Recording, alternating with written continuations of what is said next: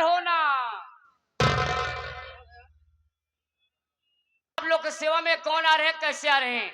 तो अब आप लोग की सेवा में तूफान सिंह, तूफान सिंह, तूफान सिंह, छाया हुआ नाम तूफान सिंह, आतंक मचाने वाला नाम तूफान सिंह, और घर को प्राणियों को इधर से उधर करने वाला नाम तूफान सिंह। तूफान सिंह, तूफान सिंह, तूफान सिंह। ये जो स्लेब की फैक्ट्री दिखाई दे रही, ध्यान दो बाबूनाथ, ये जो स्लेब फैक्ट्री दिखाई दे रही किसकी है? ये बाबू तूफान सिंह की है। ये जो शराब की भट्टियां जल रही है, ये लोग जाकर पी रहे हैं, ये कौन खुलवाया है? ये बाबू तूफान सिंह ने खुलवाया है। तो अब आप लोग की सेवा में बाबू तूफान सिंह आ रहे हैं।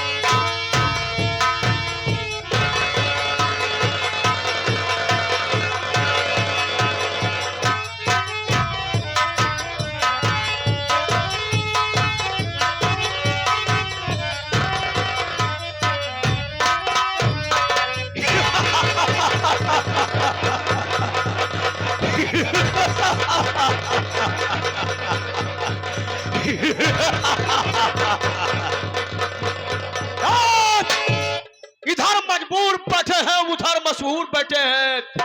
इधर मजबूर बैठे हैं, उधर मशहूर बैठे हैं। उनको भी मेरा प्रणाम पहुंचे जो मुझसे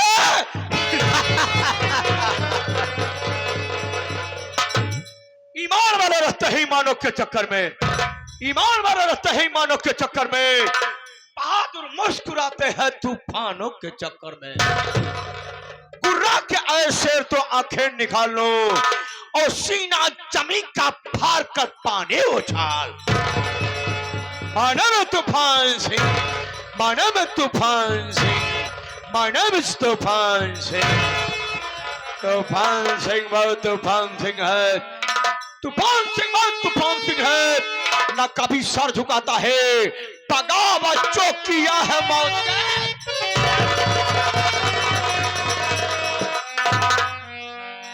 माई कसम, तूफान सिंह के नाम से मौत ससुरी को पसीना आता है। यमराज साला का कलेजा कांपता है, क्योंकि ये तूफान सिंह जिस रास्ते से गुजर जाता है उस रास्ते में सरबा तूफान मच जाता है।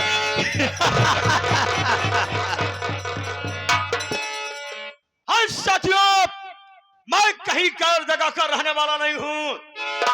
मैं इसी उत्तर प्रदेश मुरादाबाद जिले गांव बिष्णुपुर का रहने वाला हूं। मेरा नाम बाबू तूफान सिंह है। हमारी पत्नी जी है जिनका नाम रामकली है। अफसोस के बाद साथियों, जब मैं छोटा सा था तभी हमारे माता पिता इस दुनिया से चल बसे। बहुत अच्छा हुआ जो हमारे माता पिता चल बसे, क्योंकि आज हमारे माता पिता इस दुनिया में जिंदा होते साथियों तो शायद तूफान सिंह का इतना नाम न होता। क्योंकि बचपन से हमारे दिल में तमन्ना थी, ख्वाहिश थी, हसरत थी, पैसा कमाना और नाम कमाना। और आप लोग तो जानते हैं साथियों, पैसा और नाम कमाने के लिए या अच्छा काम करो या फिर बुरा काम करो। हमने सोच लिया साथियों कि अच्छा काम करने के लिए पढ़ाई लिखाई करना पड़ेगा, जिसमें ससुरा हमारा मन नहीं लगता था। इसीलिए हमने यही बंदूक का बाना उठा लिया और आज तूफान सिंह का नाम चारों तरफ फैल गया है।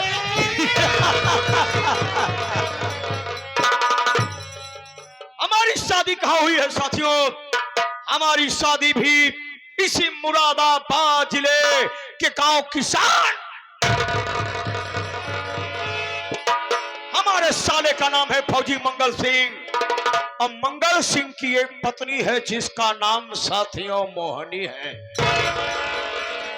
बाप रे बाप, जैसे उसका नाम साथियों मोहनी है, अरे जब से मैंने उसको देखा है ना, वो ससुरी हमको बिल्कुल मोह चुकी है।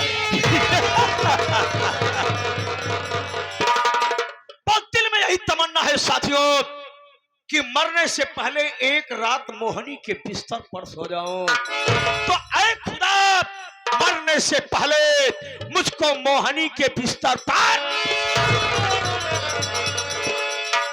उसी मोहनिया की एक बेटी है जिसका नाम साथियों रागनी है। ये मंगल सिंह फौजी की शादी होने के पहले एक दिन मैं अपने ससुर जी के पास पहुंच गया। हमने कहा ससुर जी नमस्कार। हमारा ससुर हमारे ऊपर भड़क गया, कहने लगा तू कैसा दामाद है रे, हमारे पैर नहीं पड़ता है, हमको प्रणाम नहीं करता है, हमसे नमस्कार करता है।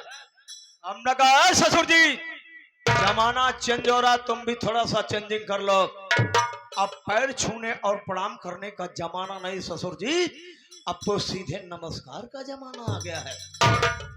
हमारा ससुर कहने लगा कि बोल मेरे पास क्यों आया है। हमने कहा है ससुर जी कंट्रोल योर लैंग्वेज, जुबान संभाल के बात करो, तमीज और तहजीब सीख लो, क्योंकि मैं तुम्हारा दामाद हूं।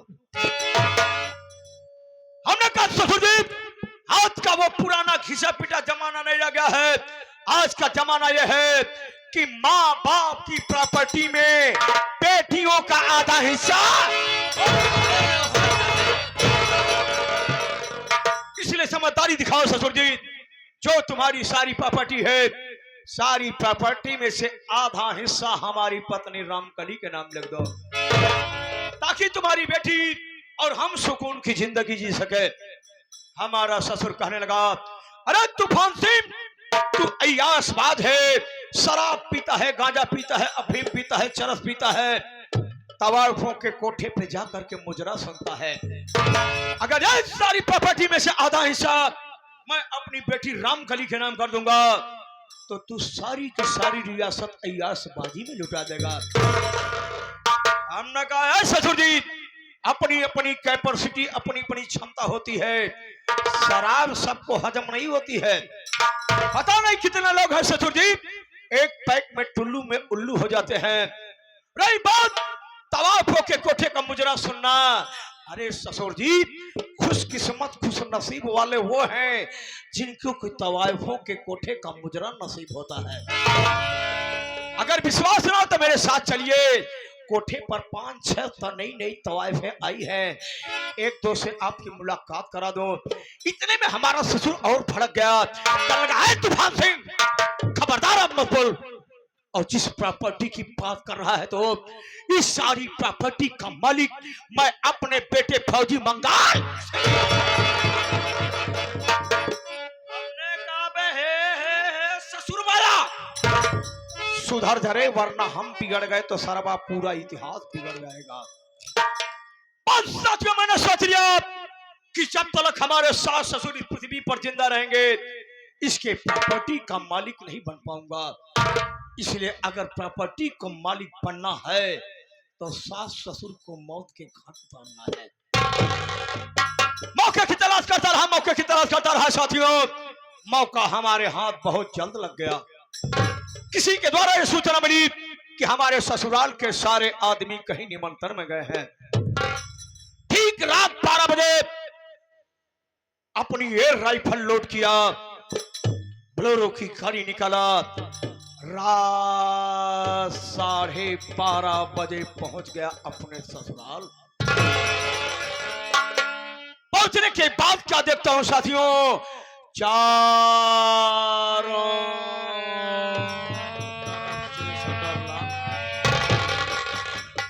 तीसरी मंजिल पे जाने के लिए कोई रास्ता नहीं। हमने कहा हो माय गॉड, लगता है सरवा हमारा सपना अधूरा रह जाएगा।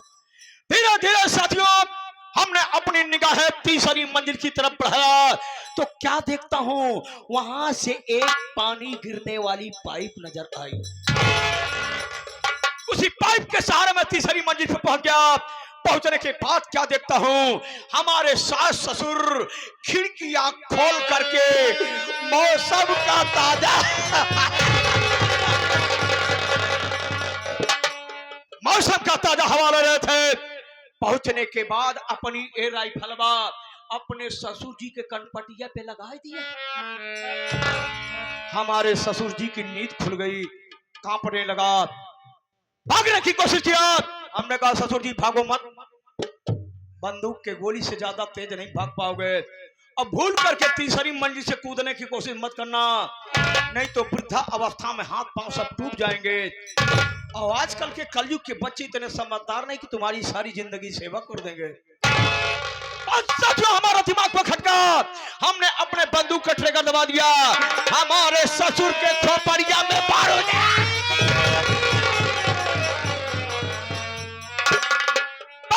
बन गया। गोली की आवाज सुनने के बाद हमारी सासू मां की भी नींद खुल गई। वो क्या देख रही है?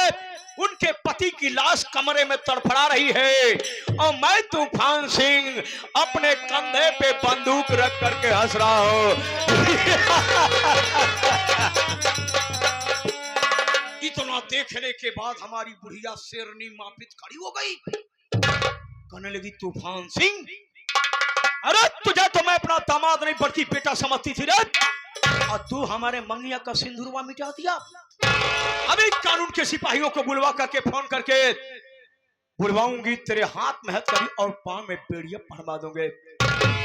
हमने कहा, ससुर मां, कौन से कानून की बात करती हो? कानून के सिपाही सिर्फ कानून की रक्षा करते हैं, तुम्हारा दामाद तो कानून तोड़ने का कंट्राज लेता है।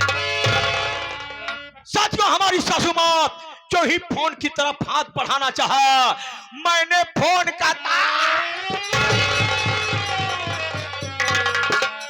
तार काट दिया, अपने सासू मां के मुंह पे टेप मारा, फ्लोरो की गाड़ी की डिग्गी में लॉक किया, ले गया रेलवे लाइन की पटरी पे डाल दिया, और उधर से एक ट्रेन आई, हमारे सासू मां की लाश किधर जिया।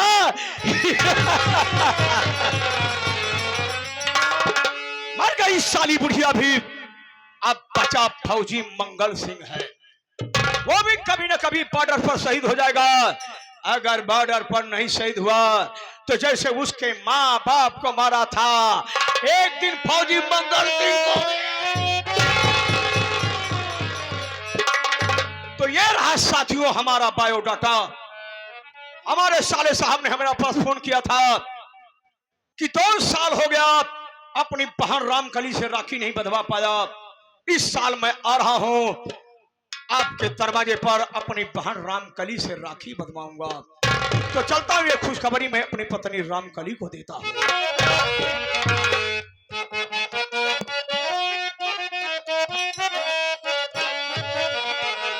मेरी दुश्मन है ये, मेरी उलझन है ये, बड़ा तड़पाती है, दिल तरसाती है ये खिड़की खिड़की, ये खिड़की जो बंद रहे।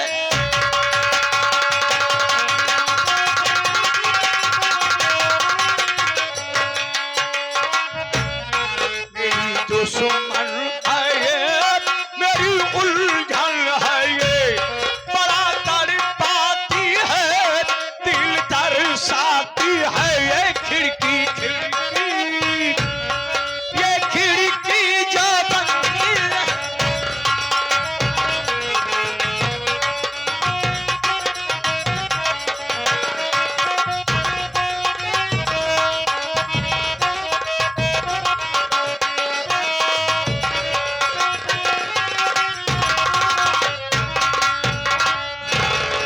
हम कहे भैया जय हिंद।